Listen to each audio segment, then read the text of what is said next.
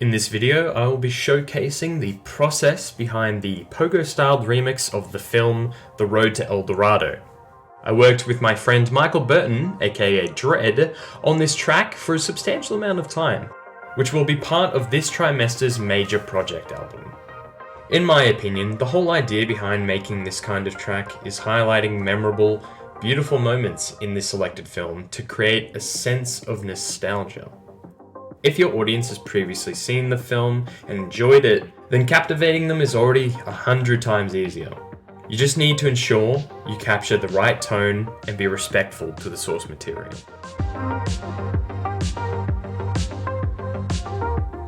Firstly, we begin our process by legally downloading the selected film and prepping it to be used in a software for sampling. I actually used a very overly complicated method of sampling for this film because of formatting issues with my version of the download.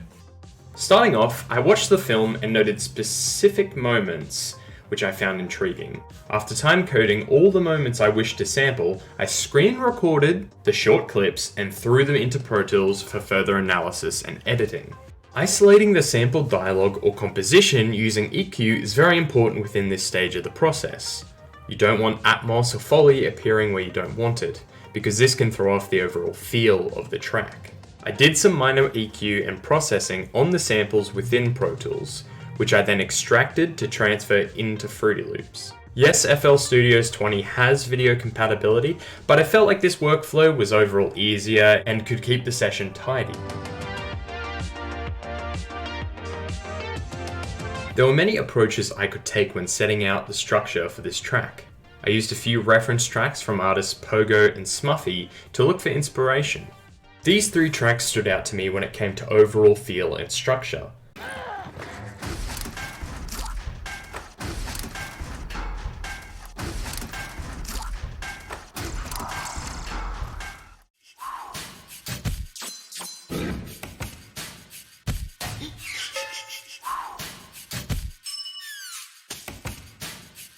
You'll notice in both Boo Bass and Downtown Ironsville's introduction sections, they showcase many of the samples they used to create the groundwork for their tracks. Mainly harmonic dialogue, or the sampled drums, which are recurring elements used throughout most sections of the track.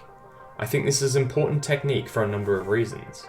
Non-processed samples can cause issues with timing and may not even sound exactly how you want them to. If you overprocess your samples, you can end up ruining your track.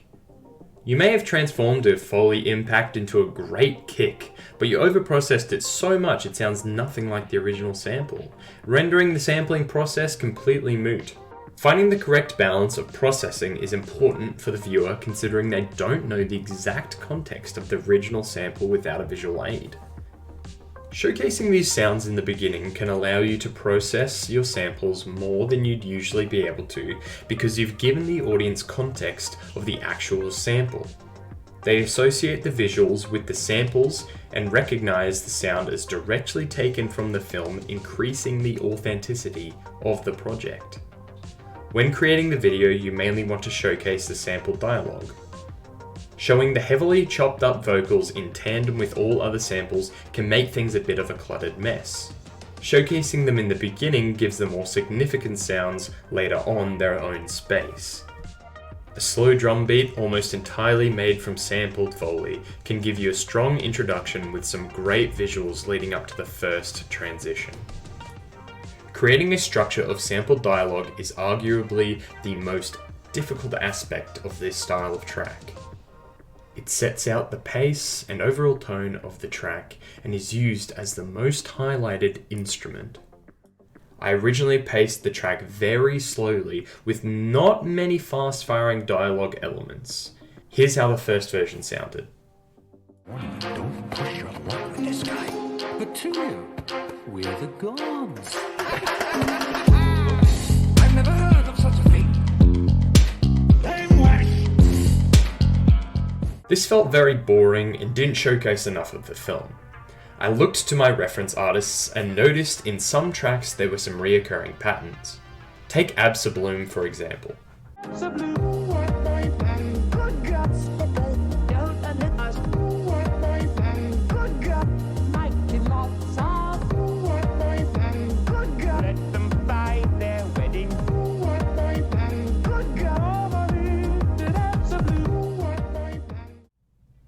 Pogo uses a dialogue structure of several consecutive uncut words or separated syllables from one sentence followed by a singular word sampled from a different sentence.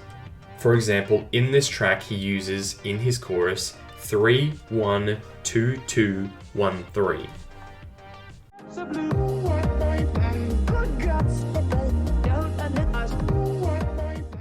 Using a similar structure in Michael's and my track, I can say this particular format can help with blending your choppy vocals, making it sound smooth and sleek. But to you, we're the gods. This fame, fiction, of course, we're the gods. Once you have a steady beat using sampled foley and dialogue, you can move on to adding sampled composition mixed with your own elements not taken from the film.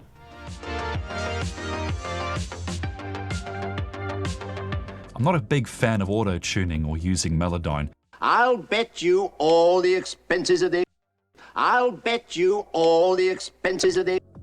I don't really want to change how the voices sound. I want the character to come through all the way. I wanted to give El Dorado its own identity.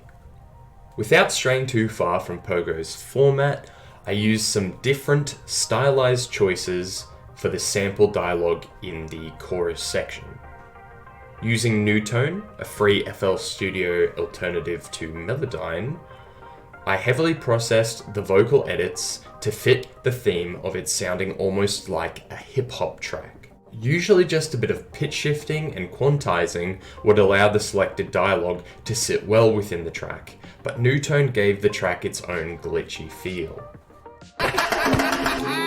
When did this fame, fiction, of course, we're the gods. Leading up to the chorus was a reasonably simplistic process.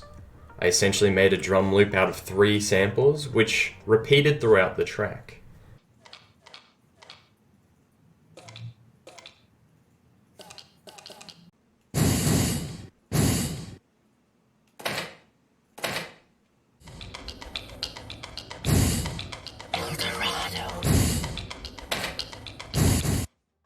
For processing, just a bit of pitch shifting mixed with some EQ and reverb gave it a punchy feel without taking too much away from the original samples.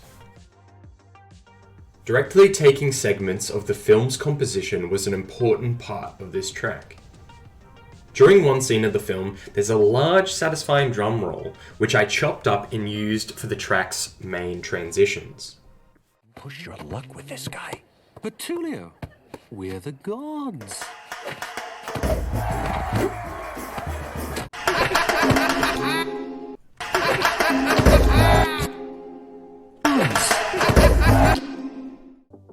Another very important element taken from the composition is the Spanish guitar. I know it! Your dice are loaded! This sample is also played quite continuously throughout the track. The melodic structure for the guitars alternate between a slowed, stretched version and a sped up version of the clip to add variation and diversity. Right! Who invented this game? What? The final sample, taken directly from the composition, was a short snippet of some strings at the beginning of the film.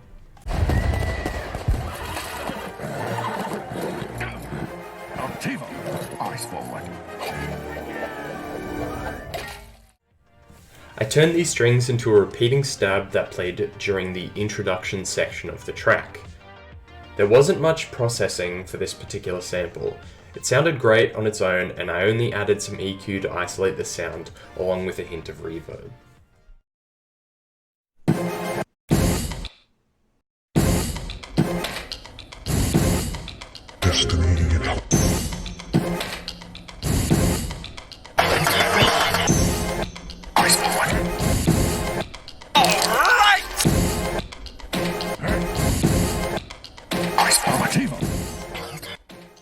At this stage, I had laid out most of the structure of the overall track.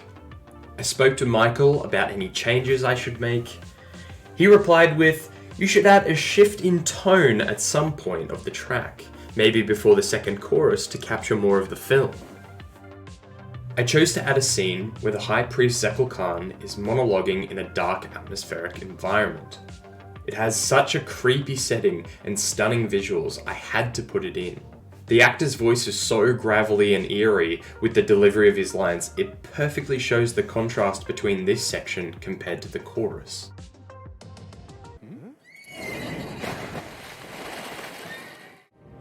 All right, Cuba.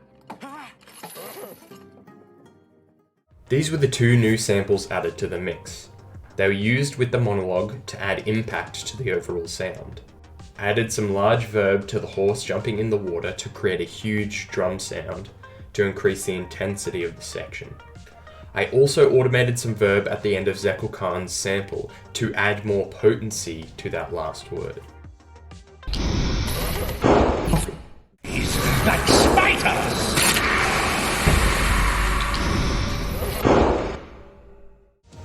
After this section was complete, I sent the track to Michael so he could fine-tune some of the track and add some non-sampled instrumentation. He added some drums, strings, and bass to help all sampled elements flow and sound less empty. It really adds a lot of warmth and makes it sound more fleshed out.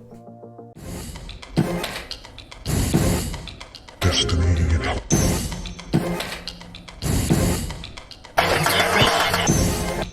Estimating it.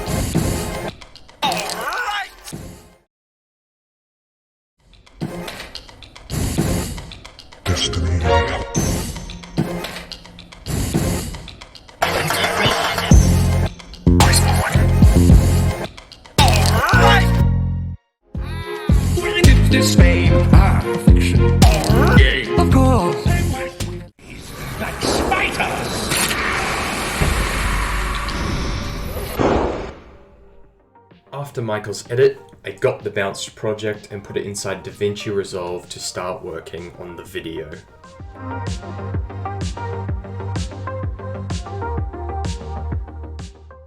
This process can be a difficult one. You want to showcase your used samples, but also show great visuals and use memorable moments from the film. Here I've shown the drum beat made from the Bull's Breath, Dice Roll, and Map Impact. After a few bars, this could get repetitive, so I used some beautiful cinematic shots to fill in the blank spaces without dialogue. The main difference between the El Dorado remix and normal Pogo or Smuffy track would be heavier processed and choppier sampled dialogue. This can lead to some faster paced cuts for showcasing the main dialogue, so it's important that there are large movements to create an overall better visual. Without large movements, the imagery can look odd and glitchy, where large movements look satisfying and impressive. Sometimes a sample from one scene transitioning to another can look unappealing or out of place. Maybe the first scene is dark and bland, but the next is bright and exciting. To offset this, I would take a new clip from the film where the actors' lip movements were similar and align them to improve the visual quality. I use this method several times throughout editing the video to help express the mood shifts between sections and overall flow.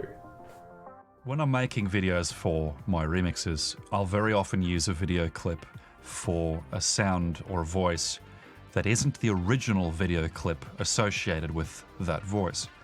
So I have here a shot of Rex Harrison in the film saying the word day, which is the vocal sample I've used in the chorus of the track. But I don't like the shot so much. He's in a really weird spot. It's a very wide shot. The lighting isn't very nice. I think it's quite dark. It's quite diffused.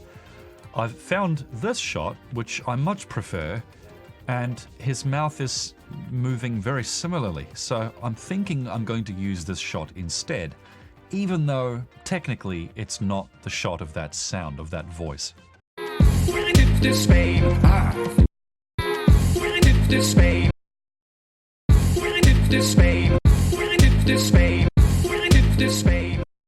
I worked hard on this track with Michael. It was a great learning experience for myself and taught me a lot about this style of music. I've already received compliments on this project by both Pogo and Smuffy. which is absolutely incredible and heartwarming. I want to continue making other tracks like this. It's wonderful watching and remixing these extraordinary films I grew up with.